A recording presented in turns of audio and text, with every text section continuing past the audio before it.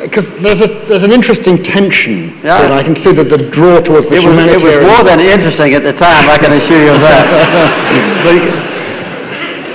Go ahead. A tension between your personal, in a sense, humanitarian instinct on the one hand, and on the other hand, I just noticed in your writings there's a theme that runs all the way through, and this is you're very strongly committed to issues of accountability and individual responsibility. Yes, I think so. That's a difficult issue, isn't it?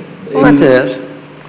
And you have to have a sound enough judgment if you're making a decision about whether another person is fulfilling their responsibilities, to try to understand the circumstances in which that other person is exercising leadership. Does that person have enough support from his public or her public to take a bold step? Or are they very fragile in their political status? For instance, right now, I'm not trying to inject modern day things into it, but I would think that the general consensus now is that the leader of the Palestinians, Mahmoud Abbas, does not have adequate support among the Palestinian people to take bold action, since over half the Palestinians are probably not involved in the present government since Hamas has left. And I would guess that in Israel, that the present prime minister, who inherited the position, as you know, from Ariel Sharon, does not have adequate, bold, competent, firm leadership to take action that might be controversial among his own constituency. If, for instance, the leaders of Shas party, a religious party, would withdraw their support from the prime minister, his government would fall. And he's now being investigated, which is well known in the news media, for possible taking of improper payments. So I would say in that case, both leaders are too weak for anyone outside to expect them to take really bold and courageous action of a political nature. So I think you have to make a judgment in each case. What's the general principle guiding the judgment when it comes to leaders or former leaders who've committed crimes? I remember in one of your books you describe meetings with then President Milosevic, and I think it was Senator Leahy of Vermont, impressed upon you the need to not make any promises to Mr. Milosevic in relation to immunity. Which I didn't. Go ahead. When an individual president has engaged in a crime of that kind, what's the balance between immunity and realpolitik? Well, as you probably know, until quite recently, that is in my children's life, it has been an international presumption that a former leader of a nation, a king or president or prime minister, would not be put on trial in a different country for crimes that he or she had committed. And I think the first deviation from that was with the former leader of Chile. And he was actually, I think, arrested in Great Britain, Pinochet. And there was a law in Spain that outlawed torture, and Great Britain turned him over to Spain for trial, and he was eventually tried.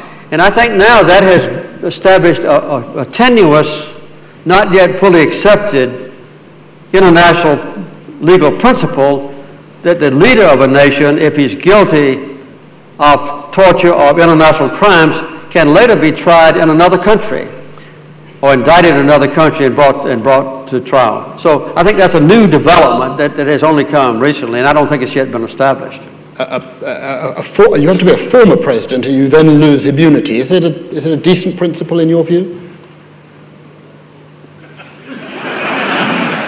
If you'll tell me what your next question is, I'll answer.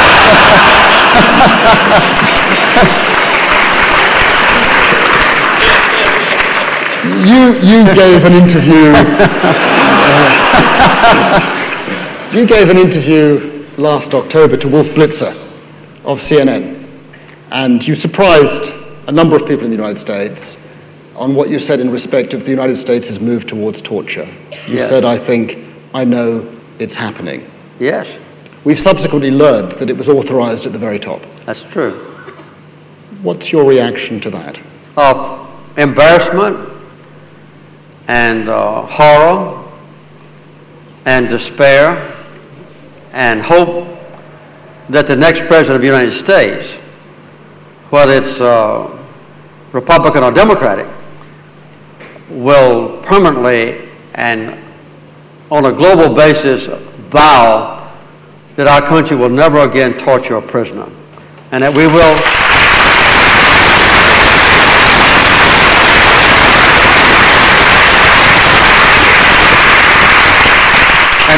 in the future comply with the terms of the international agreements on multiple subjects in which the United States has been actively involved in the preparation of the agreement. This is something that we have seen happen in our country in recent months or years, recent years, that are unprecedented in our history. And in my opinion, it violates the basic principles that have made our nation a great one in the past. That's the future, but what about the past? I mean, the United States has led the world. Yes, I know. In putting in place a global rule of law such as it is, human rights, the Torture Convention. We've got a president who has authorized torture. Yes. Torture is a crime. How does the United States balance those issues? I think the United States would accept the fact that that president has been replaced and would respect that president's right to live a productive and peaceful life in our country. In our country? What if he said I'm not getting back to your previous question. Yeah. But you know, there have been warnings of other leaders in the past.